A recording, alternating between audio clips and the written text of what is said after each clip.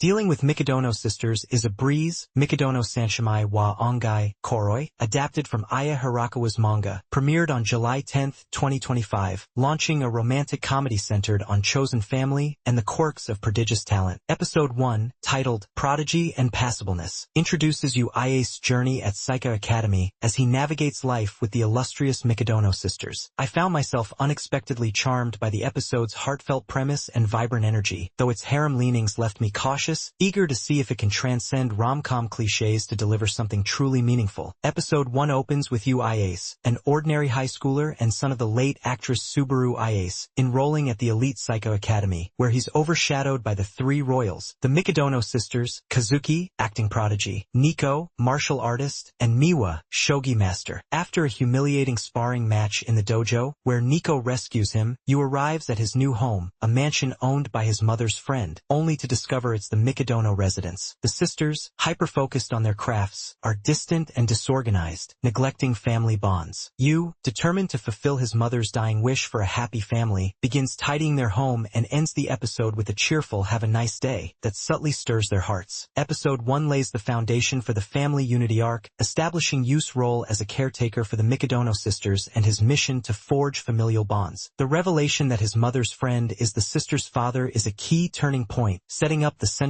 conflict, Yu's quest to unite a fractured household. The episode raises questions about why the sisters are so distant and whether Yu's ordinariness can bridge their emotional gap, resolving none but planting seeds for future growth. I think it effectively sets up the premise, but its harem setup, complete with a towel-clad Nico encounter, feels predictable. The pacing is brisk, balancing school drama, comedy, and home life, though I personally don't understand why it rushes Yu's integration into the mansion, which could have deepened his emotional stakes. Yu, Kazuki, Nico, and Miwa are central. Yu's earnestness shines as he cleans the dojo, his awkwardness during the sparring match revealing his insecurity as a talentless son of a legend. His quiet determination to honor his mother's wish, seen in his warm greeting to the sisters, adds depth. Kazuki's flamboyant dismissal of Yu as low masks her pride, while Nico's stern rescue and Miwa's reserved demeanor hint at personal struggles beneath their prodigious facades. I really appreciate Yu's relatable vulnerability, but I'm against the sisters' initial one-dimensionality, Kazuki's arrogance, Nico's stoicism, Miwa's aloofness, which risks caricature. Their actions align with their talents, but growth is minimal, limited to faint reactions to Yu's greeting. The episode explores themes of family, acceptance, and the weight of expectations. Yu's desire to create a happy family reflects his longing to heal past disconnects with his mother, paralleled by the sisters' fractured bonds. Their hyper-focus on their crafts highlights the cost of talent, isolating them from each other. Yu's simple acts, like cleaning and greeting, embody acceptance, suggesting ordinary kindness can bridge divides. I think these themes are conveyed through Yu's actions and the sisters' subtle responses, but the harem tropes and fan service, like Nico's towel scene, dilute their impact. I also anticipate the series will delve deeper into balancing talent with connection, though I don't think this episode fully explores its emotional potential, leaning too heavily on comedy. The episode introduces Psycho Academy, a prestigious institution where students hone specialized talents, with the three royals as its pinnacle. The Mikadono mansion, cluttered yet grand, reflects the sisters' neglect of domestic life, grounding the world in their personal flaws. The sisters' fields, acting, martial arts, shogi, tie into Japan's cultural emphasis on mastery, adding realism. I think this establishes a vibrant setting, but the lack of context for the academy's structure or the sisters' father's absence feels vague. I hope future episodes clarify the social dynamics and the father's role to enrich the narrative. The dialogue is lively but uneven. Yu's earnest lines, like, "I'll make this a home," capture his sincerity, while Kazuki's dramatic, "You don't belong here," oozes flair. Nico's curt orders and Miwa's minimal speech reflect their personalities but lack depth. The fan service-driven towel scene feels forced, with Nico's "don't stare" cliché. I didn't like how the writing leans on harem stereotypes, undermining the family theme. The script shines in comedic moments, like Yu's flustered dojo cleaning, but its reliance on familiar rom-com beats limits originality. The writing is engaging but plays it safe, a choice I personally don't understand given the premise's potential for nuance. Pidare Works delivers stunning animation, with fluid motion in the dojo sparring scene and expressive facial details, like Yu's sheepish grin. The art style, faithful to Hirakawa's manga, is vibrant, with Kazuki's theatrical poses and Nico's sleek movements standing out. The mansion's cluttered interior, with scattered shogi pieces and costumes, is a visually striking contrast to its grandeur. However, However, the fan service shots, like Nico's towel scene, feel jarring. I noticed minor background inconsistencies in the academy, but the quality is consistently high, surpassing typical rom-com standards. I really appreciate the character designs, but I'm against the gratuitous fan service, which cheapens the visual appeal. Director Tadahito Matsubayashi uses dynamic angles, like a low shot of Nico's kick, to emphasize her strength, and close-ups on Yu's anxious eyes to convey vulnerability. The mansion's reveal, framed against a golden sunset, amplifies its grandeur. The editing is smooth, though the fan service cuts disrupt the mood. I think the direction enhances the episode's energy but could temper its indulgence to focus on emotional beats, a choice that didn't please me. Episode 1 evokes amusement, empathy, and mild frustration. Yu's earnest cleaning and greetings sparked warmth, while his dojo humiliation stirred sympathy. The most impactful moment is his "have a nice day" to the sisters, their subtle reactions lingering for their quiet promise of change. The episode leaves a charming impression,